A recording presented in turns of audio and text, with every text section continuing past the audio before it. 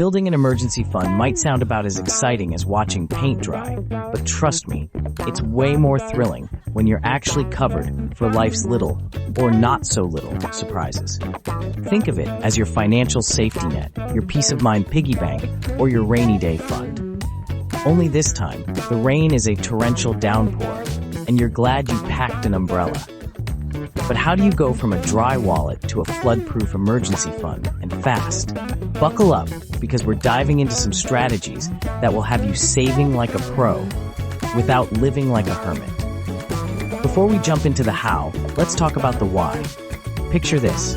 Your car breaks down, your dog swallows something suspicious, or, heaven forbid, you lose your job.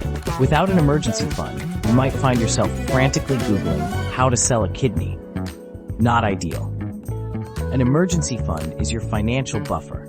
It's the superhero cape you keep tucked away, ready to swoop in and save the day when life throws a curveball. Experts recommend saving 3 to 6 months worth of expenses, but even $1,000 can be a lifesaver in a pinch. The key, getting started and doing it quickly. Rome wasn't built in a day, and neither is an emergency fund. So, instead of aiming for the full 6-month buffer right off the bat, start with a smaller goal. Maybe it's $500, maybe $1,000, whatever feels doable. The important thing is to start. Breaking it down into bite-sized goals makes the process less overwhelming and more attainable.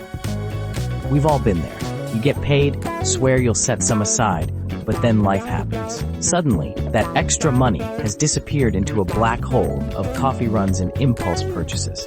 The solution? Take yourself out of the equation. Automate your savings. Set up a direct deposit from your paycheck into a separate savings account. This way, the money is saved before you even realize it's gone. Out of sight, out of mind, but still in your account. Now, I'm not suggesting you become a hermit who lives on ramen and Netflix reruns, but take a good, hard look at your spending. Are there any subscriptions you forgot about? Yes, I'm talking about that magazine you signed up for 3 years ago and haven't read since. Any gym memberships you've been meaning to use but haven't. Cutting back doesn't have to mean cutting out all the fun. It's about finding the balance between enjoying life now and ensuring you can handle the unexpected later. In today's gig economy, side hustles are practically a national pastime. Whether it's freelancing, dog walking, or selling handmade crafts on Etsy, there's a side hustle for everyone. Use that extra cash to turbocharge your emergency fund. The beauty of a side hustle is that it doesn't have to be forever, just long enough to give your savings a solid boost. Birthday money, tax refunds, or that $20 bill you found in last winter's coat pocket. These are all windfalls that can give your emergency fund an instant lift. While it's tempting to splurge, consider setting a rule that any unexpected money goes straight into savings.